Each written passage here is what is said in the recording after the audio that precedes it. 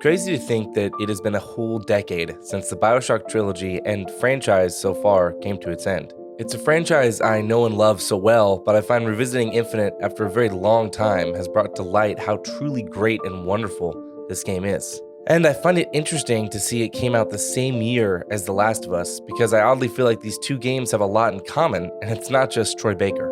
But both games, in a way, were designed to tell deep stories and inform the player not through cutscenes, but through gameplay. And Ken Levine has said this in the development of the game, that they tried to stay away from cutscenes. So in having this story follow Booker and Elizabeth, you are able to experience the story in a very experiential sort of way, because you're living it and seeing it unfold rather than it being told to you through cutscenes. Despite both The Last of Us and Bioshock Infinite having deep similarities and both telling fantastic and beautifully woven stories that in my mind have changed the medium since, everyone talks about The Last of Us as pushing game storytelling to a new level. But interesting enough, Bioshock Infinite is rarely regarded in that same sentiment and often criticized or disliked.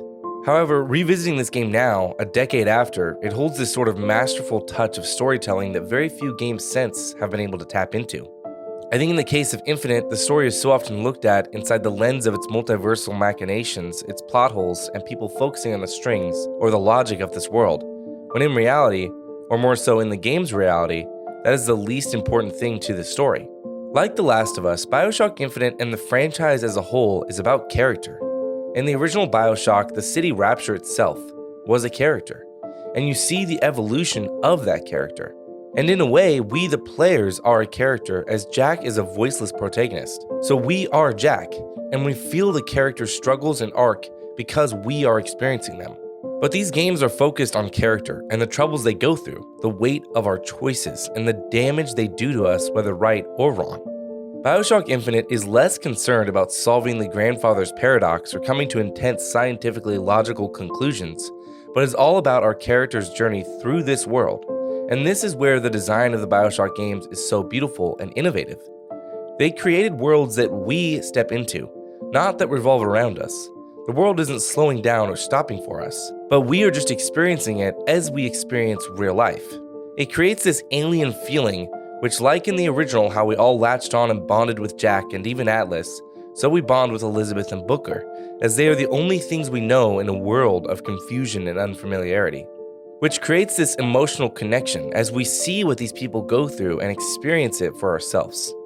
Through the subtle communications between Booker and Elizabeth, and the way they react to the craziness around them, or randomly listening to strewn about audio logs that allow you to peer deeper into this world, it builds character, and you understand their motivations and why they do what they do. Going back to the thread and similarities to The Last of Us, that game is not about Joel Miller, but in fact is truly about Ellie. And so is Infinite truly about Elizabeth. And you don't truly come to comprehend that until playing the DLC Burial at Sea, which is not only one of the best DLCs I have ever played, but also is one of the best pieces of video game narrative I have witnessed, and such a beautiful ending to a long story. Infinite is all about choices, and how that affects the lives around us. And here we have Elizabeth, a person whose life has been forever changed and ruined because of one man's choice. Even across multiverses, that choice always echoes to her, and you, playing as Booker, get a front row seat to seeing and experience the horror you have caused by making that choice. I have heard people begrudgingly chalk this game up to, oh, it's the butterfly effect, but I think that does the game a disservice, because if the game was just the butterfly effect, again, it would be more concerned with the logical structure of this world and threads that this time and reality bending story offers, and less concerned with character. But instead, this game uses the machine of time, reality, and the butterfly effect to simply connect us with the humanity of the world we explore. Now, throughout the game and DLC, we see the theme of manipulation from others over Elizabeth. They are hurt people, hurting and contorting the innocent around them.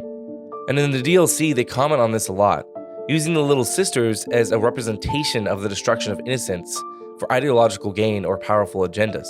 When Elizabeth says, "This world values children, not childhood. There is a profit to be made, and men who make it."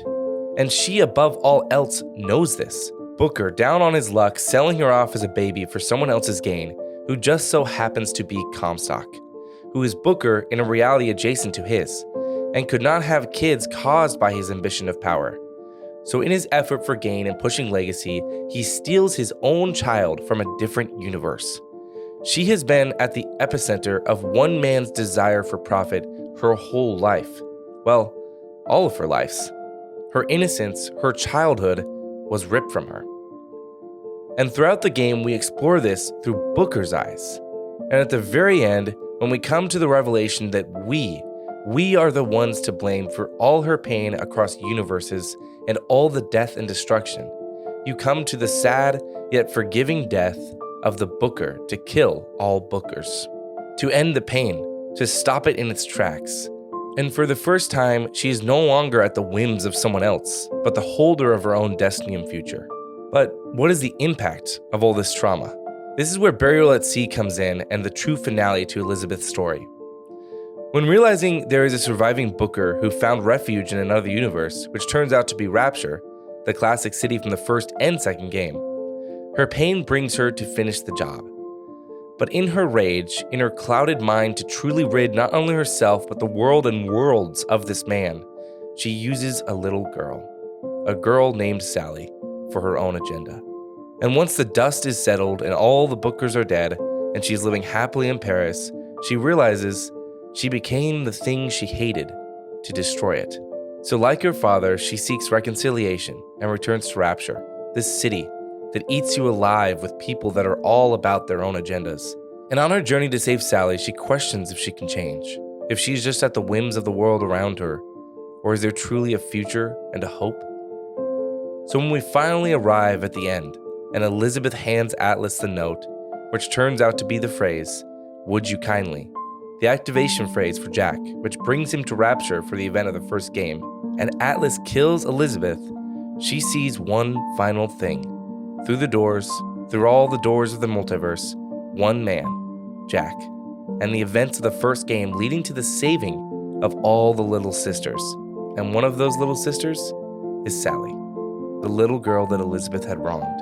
Seeing Sally being able to live a happy life, free from the world of manipulation for others' gains, and the destruction of choice and free will, makes Elizabeth happy. Because she realizes she did it. There was no cycle she was stuck in. She wasn't trapped to repeat the life of her father. For although Booker's choice caused pain, her choice caused hope and healing, and a future for the little sisters who, just like her, are kids, caught in the crossfire of man's ambition.